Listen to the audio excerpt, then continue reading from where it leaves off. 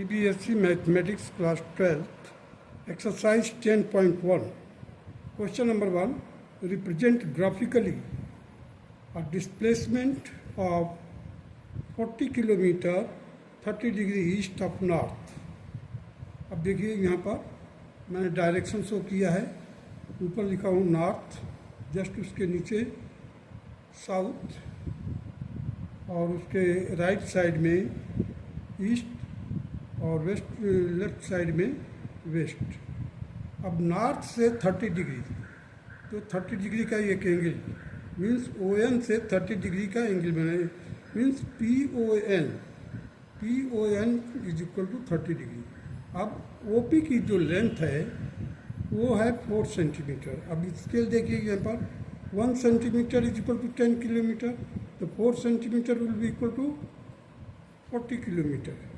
So 1, 2, 3, 4 centimeter है. OP is 4 centimeter. That will 4 centimeter will indicate the 40 kilometer. That will be the magnitude. And direction के लिए क्या हो गया 30 degree. So it is a vector.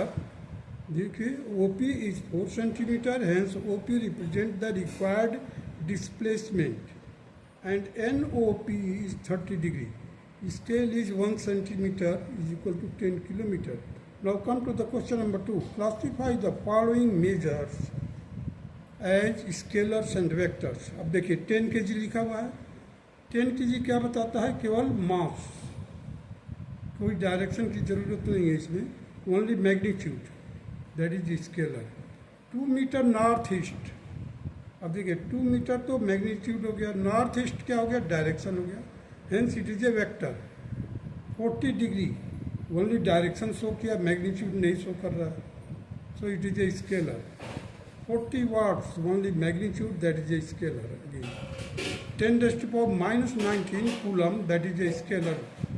20 meter per second square acceleration है and it is a positive acceleration, so it will act in the direction of the force applied. Hence the acceleration positive and act in the direction of force, therefore it is a vector. Now come to the question number 3. Classify the following as a scalar and vector quantities. Time period, that is a scalar. Distance, again it is a scalar. Velocity, that is vector. Velocity is equal to displacement upon time.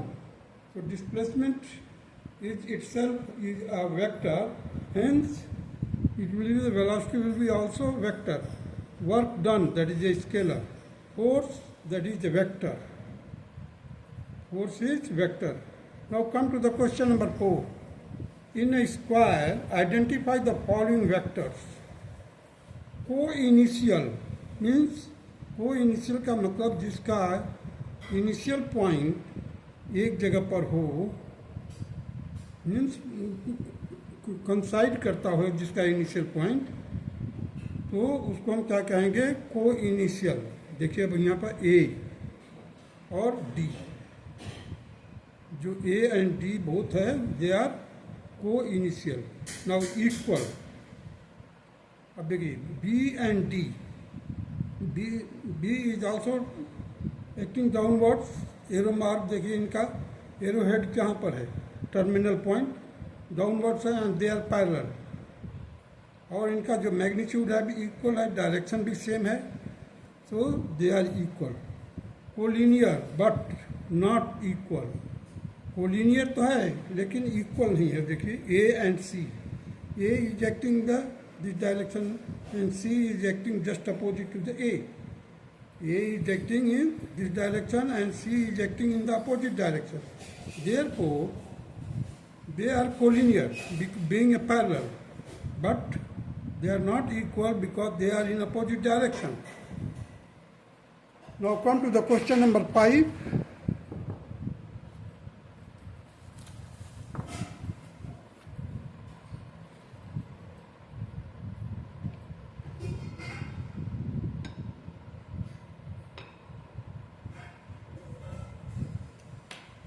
Answer the following as true or false.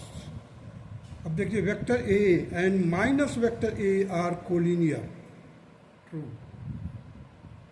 देखिए vector A and minus E means इनका जो initial point, अब sorry ये इनका जो they both are parallel and they are collinear का मतलब होगा एक ही लाइन पर हैं, एक्ट कर रहे हैं। पैरेलल हो सकते हैं या एक ही पैरेलल लाइन में हो सकते हैं, लेकिन अपोजिट डायरेक्शन में हैं।